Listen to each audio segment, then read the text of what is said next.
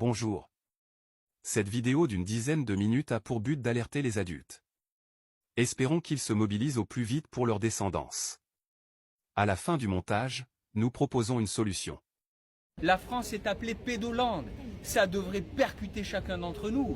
Ça devrait tous nous mettre en mouvement. Eh bien non. Moi concrètement, ça fait 2 ans que j'ai pas vu ma fille. Parce qu'il y a 5 ans, j'ai dénoncé des crimes pédos sur elle. Ils me l'ont enlevé. Je fais ce témoignage pour sauver ma petite sœur. Papa me montre son zizi. Papa me fait des guillis aux fesses, ça fait mal. Papa fait pipi sur mon tapis blanc de chambre. Elle a fait pipi dans le chambre. Il y a eu une expertise scientifique du tapis de chambre de ma petite sœur qui s'est avérée positive. Du sperme a été retrouvé dessus. Malgré tous ces éléments, ma petite sœur a quand même dû aller chez son père un week-end sur 2 et la moitié des vacances. Dépôt de plainte pour inceste classé sans suite. La révélation d'inceste, mon dossier a été classé sans suite. Malheureusement, ça a été classé sans suite. Celle-ci est classée sans suite. J'attends toujours le classement sans suite écrit. Elle a été classée sans suite en 15 jours. Classé sans suite. C'est classé sans suite. Le tribunal correctionnel a récemment relaxé son père. Relaxé malgré des photos, des vidéos, des enregistrements attestés par voie d'huissier, constatés par des OPJ qui ont fait des enquêtes approfondies. J'ai un petit frère de 11 ans, actuellement placé en famille d'accueil. L'ASE a pour objectif de rendre la garde exclusive de mon frère à son père, qui, je précise, sort tout juste de prison pour des faits de pédophilie sur ma personne. C'est compliqué de me dire que lui, il est encore en liberté. Alors, après tout ce qu'il a fait. Il y a des gens qui violent des bébés.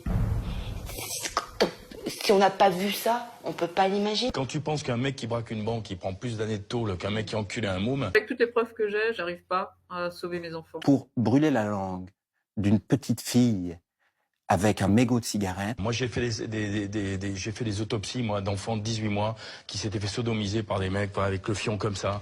Je suis la maman d'une petite fille qui s'appelle Lydia Mathieu, qui a été enlevée le 18 janvier 2021. Ma fille m'a révélé subir des choses graves. Par classe de 25, on estime à 2 à 3 élèves victimes d'inceste ou d'attouchement sexuel. Bonjour Édouard Durand, vous êtes magistrat, vous avez été depuis 2 ans l'incarnation de la Ciivise, c'est la commission indépendante contre l'inceste qui a permis le témoignage de près de 30 000 victimes. Je suis contrainte de dire que vous n'êtes plus que l'ancien président de la Ciivise, vous avez donc été écarté. Je pense que quand on a 160 000 enfants qui sont victimes chaque année et un nombre de condamnations qui est proche de 0, on est dans un système d'impunité. C'est 0,3% des victimes qui arrivent à condamner leurs agresseurs. Mon agresseur vient d'être prononcé coupable de 3 chefs d'accusation, à savoir viol sur ma personne, viol sur Samantha, agression sexuelle sur une autre personne et en état de récidive. Et sa peine, c'est 6 ans de prison, dont 2 fermes, avec aménagement de peine. C'est-à-dire qu'il n'ira juste pas en prison. Pourquoi on ne parle jamais de la France comme d'un pays où une centaine de médecins généralistes ont été condamnés par le Conseil de l'Ordre pour avoir fait des signalements? Signalement d'ordre pédocriminel. Je me retrouve condamnée pour avoir juste, consciencieusement appliqué mon serment d'Hippocrate. Mais je l'ai donné aux gendarmes, j'ai tout fait écouter, les juges nient les pièces, elles disparaissent du dossier, c'est assez monstrueux. Quand je n'étais pas à l'école, j'étais enfermé dans une cabane dans le jardin. Et je ne voyais la lumière que quand on me donnait quelque chose à manger ou qu'on venait me chercher pour le viol. Je sais et je peux vous dire qu'en région parisienne, j'ai effectivement eu connaissance de charniers d'enfants. Je pèse mes mots. On était très nombreux à l'époque à signer ça. C'était Daniel Cohn-Bendit, c'était Michel Foucault, c'était une série d'intellectuels. C'était l'après 68 et nous étions portés par une sorte de vision libertaire, fautive. Et là, des gamins étaient prostitués à des gens comme Jacques Lang. Et un gosse a été trouvé mort, sodomisé, la tête dans un seau de merde, que l'on m'arrête à la sortie si ça n'est pas vrai. Je vous ai répondu, mais je ne vais pas en dire plus. C'est monstrueux. Donc il y a bel et bien en effet des meurtres d'enfants. Elle me décrit clairement qu'il y a des cages avec des enfants qui sont en danger, qui sont enfermés là-dedans. Avec toutes les preuves que j'ai, j'arrive pas à sauver mes enfants. Certains responsables haut placés étaient des tripoteurs et ensuite ont fait des carrières. Bien entendu. Mais le monde politique et le monde de la justice française en est plein. Et pourquoi Pourquoi a-t-on refusé d'analyser les 6000 traces ADN retrouvées sur les fillettes et dans les cages? Du sang, du sperme, des cheveux, des poils. Pourquoi n'a-t-on pas été plus loin? Avait-on peur de retrouver la trace de personnalités influentes? Alors c'est vrai, Di Rupo n'a jamais été condamné pour pédophilie.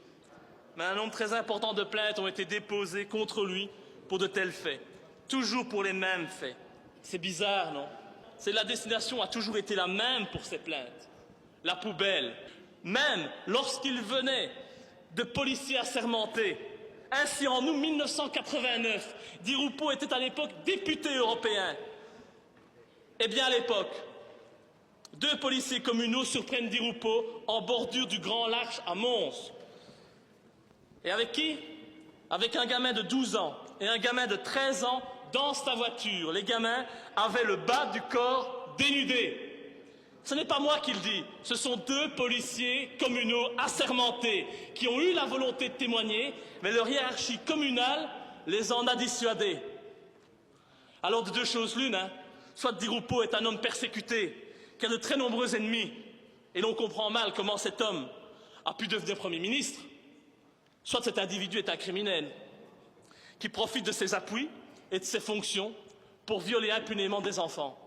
Des points de suture faits à vif, sans anesthésie. J'ai trouvé mon petit frère Karl, pendu, face à moi. Mon monde s'est littéralement effondré ce jour-là.